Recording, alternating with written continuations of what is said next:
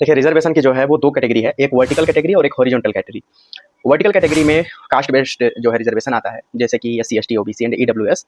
और हॉरिजॉन्टल जो कैटेगरी है उसमें जो है आरक्षण के अंदर आरक्षण का प्रावधान है, जिसमें महिलाएं और ट्रांसजेंडर्स और उसके साथ साथ पर्सन विद डिसेबिलिटीज जो है वो आते हैं। अब समस्या कहाँ पर है? कास्ट बेस्ड आरक्षण में समस्या है।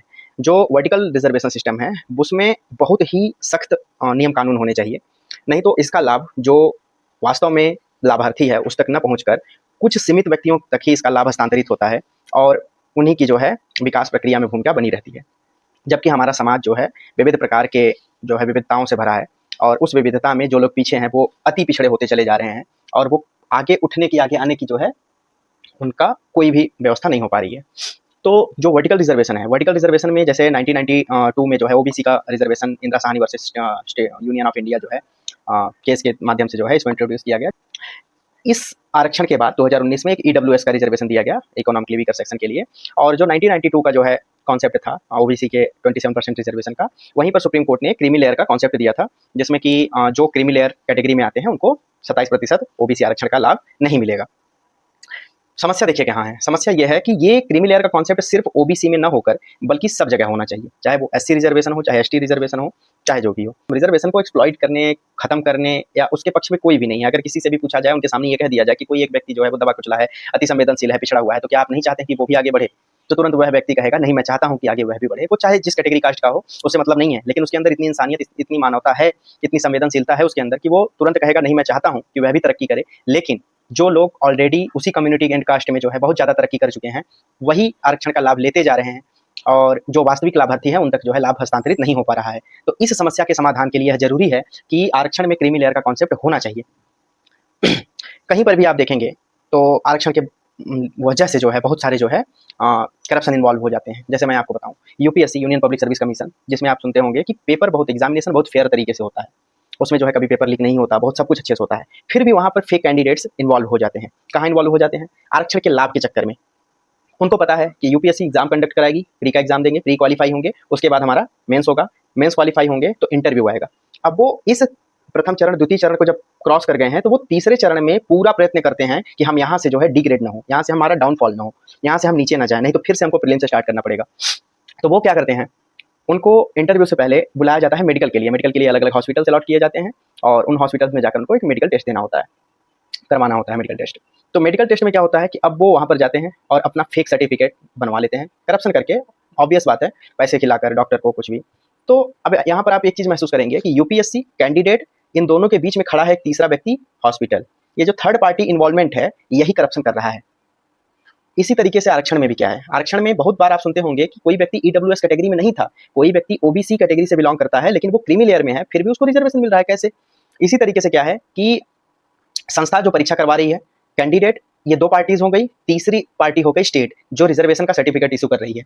अब जो स्टेट है, अब इसमें कौन से ऑफिसर्स इन्वॉल्व होते हैं सर्टिफिकेट इशू करने में? मुझे जहां तक पता है वो तहसीलदार होते हैं, लेखपाल और तहसीलदार, इन्हीं दो के वजह से जो है सर्टिफिकेट इशू होता है।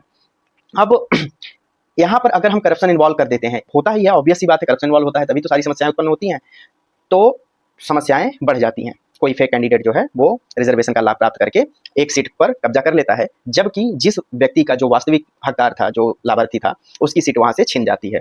इस समस्या के समाधान के लिए 2-3 चीज करने पड़ेंगे। पहला क्या करना पड़ेगा, थर्ड पार्टी जो इन्वॉल्वमेंट है इसको लिमिटेड करना पड़ेगा। जैसे जो एग्जाम कंडक्ट करवा रहा है और कैंडिडेट जो है, इनके बीच में जो थर्ड पार्टी आ रही है, इनकी जो है पावर्स, इनकी जो सीमाएं हैं, इनका जो इन्वॉल्वमेंट है, उसको लिमिटेड करना पड़ेगा। दूसरा क्या है कि सही जांच संस्था हो, जो वास्तव में, अगर एक चरण में हम देख रहे हैं कि करप्शन इन्वॉल्व हो जा रहा है, तो उसको 2 या 3 चरणों में लागू किया जाए, ताकि जो भी व्यक्ति इन 2-3 चरणों में इन्वॉल्व होगा और करप्शन करेगा, एक तो करप्शन का चांसेस कम हो जाएगा, क्योंकि 3 व्यक्ति 3 अलग अलग पोस्ट पर इन्वॉल्व होंगे, तो करप्शन का चांस ऑलरेडी कम हो जाएगा। क्योंकि जो इनिशियल स्टेज फेज होगा, जहां से करप्शन इन्वॉल्व होता है, उसको यह डर रहेगा कि दूसरे व्यक्ति के पास जाएगा तो हो सकता है वो मान भी जाए और ना भी माने।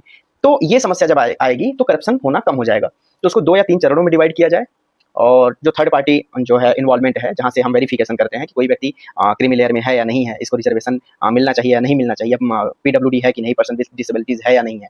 एक आईएएस ऑफिसर अभिषेक सिंह रहे हैं, उनके बारे में एक लोकोमोटिव डिसेबिलिटी का केस था कि वो जो है लोकोमोटिव डिसेबिलिटी उनका सिलेक्शन हुआ है यूपीएससी में। बहरहाल जब ये चर्चा में आया प्रसंग, तब तक उन्होंने रिजाइन कर दिया था। तो ये समस्या कम होगी। दूसरा क्या है कि जो भी रिजर्वेशन है एससी एसटी में, इसको क्रीमी लेयर से जोड़ा जाए। जिन व्यक्तियों का जो है उत्थान हो चुका है सामाजिक आर्थिक रूप से, जो आगे आ गए हैं, अगड़े हो गए हैं, तो उनको पिछड़े में काउंट क्यों किया जा रहा है।